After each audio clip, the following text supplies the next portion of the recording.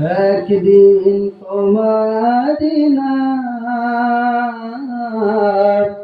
মসজিদে হবে এলান, একদিন তোমারি নাম মসজিদে হবে। গভীর মনোযোগ লাগান। আমি যে আয়াতে কারিমা তেলাওয়াত করেছি 3 নম্বর সূরা, কুরআনুল কারীমের 3 নম্বর সূরা, সূরা আল ইমরানের 85 নম্বর আয়াত। কত নম্বর আয়াত বলেন? মুখস্থ করে লিখবে। হুজুর কি বললো ওটা বুঝা গেলে এই কথা বলে হবে না। সূরা আল ইমরান কি নাম সূরার? সূরা আল ইমরানের 85 নম্বর আয়াত। আমার আল্লাহ রাব্বুল আলামিন পৃথিবীর সমস্ত মানুষদেরকে ডাক দিয়ে বলে, আমার যুবক ভাইরা একটু ধৈর্য সহকারে বসুন রে ভাই। আলোচনাগুলো একটু প্রাণ খুলে আপনাদের সামনে বলার চেষ্টা করব। যতক্ষণ পর্যন্ত এই চেয়ারের হায়াতটা আমার আছে, পর্দার অন্তরালের মা বোনেরা, আপনারা হয়তো মনে করছেন শুধু পুরুষরা জিহাদ করবে, জিহাদের ময়দানে শুধু পুরুষরাই জীবন দিবে, মহিলাদেরকে মনে হয় জিহাদে যাওয়া লাগবে না। আপনারা কি বলেন, লাগবে কি লাগবে না? মহিলাদেরকেও জিহাদের ময়দানে যেতে হবে, জিহাদ করতে হবে। আপনারা ধৈর্য সহকারে শুনবেন, আমি সামনে এগিয়ে যাব আলোচনা।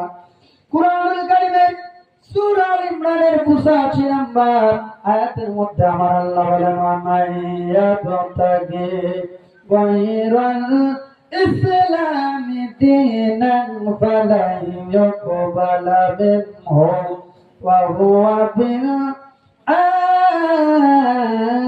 আখিরাতি মিনাল খাসিরিন।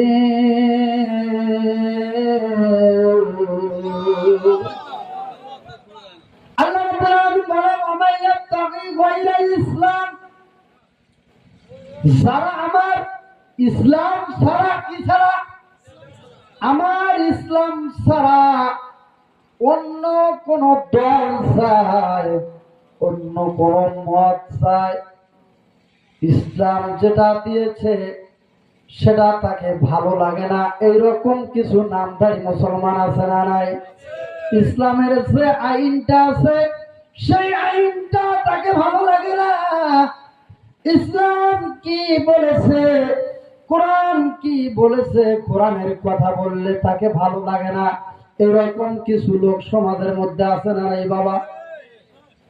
তাহলে আল্লাহ রাব্বুল আলামিন বলেছেন, যারা ইসলাম ব্যতীত অন্য কোন দল চায়, মত চায়, আল্লাহ রাব্বুল আলামিন বলেছেন ফালা ইউকবালু মিনহু, আল্লাহ রাব্বুল আলামিন বলে তাদের কাছ থেকে আমি আল্লাহ রাব্বুল আলামিন কোনো কিছু গ্রহণ করব না। কথা মনে হয় বুঝাইতে পারতেছি না। আল্লাহ রাব্বুল আলামিন তাদের কাছে কোনো কিছু গ্রহণ করবে না। এখন বলেন তো, যদি গ্রহণ করে তাহলে ইসলামের মধ্যে থাকার দরকার আছে না নাই? আল্লাহর কাছে মনোনীত ধর্মের নামটা কি বলেন তো? আল্লাহ রাব্বুল আলামিন বলেন, ইন্নাদ-দীনা ইনদাল্লাহিল ইসলাম। আল্লাহ রাব্বুল আলামিন বলে, আমি আল্লাহ রাব্বুল আলামিন পৃথিবীর মধ্যে যে ধর্মটা দিয়েছি, আর ওই ধর্মটার মধ্যেই আছে শান্তি, আর ওই ধর্মটার নাম হচ্ছে ইসলাম। ধরে বলেন সুবহানাল্লাহ। আল্লাহর দেওয়া জবান পেয়েছি, আল্লাহর দেওয়া সুন্দর একটা চেহারা পেয়েছি, আর সেই আল্লাহ বলতেছে আমার ইসলামের মধ্যে পরিপূর্ণভাবে দাখিল হ, আমার ইসলাম দিয়ে জীবনটা পরিচালনা কর। আল্লাহ যেটা হুকুম করেছে সেইটা মানার দরকার আছে না না? আল্লাহ রাব্বুল আলামিন তো বলেছেন, তোমরা যদি আমি আল্লাহর হুকুমগুলো সঠিকভাবে মানো আর সঠিকভাবে ইবাদত করো, তোমাদের জন্য পুরস্কার আছে। বলবো কি পুরস্কার? আল্লাহ রাব্বুল আলামিন বলেন, ইন্নাল্লাযীনা আমানু ওয়া كانت لهم جنات الفردوس نزلا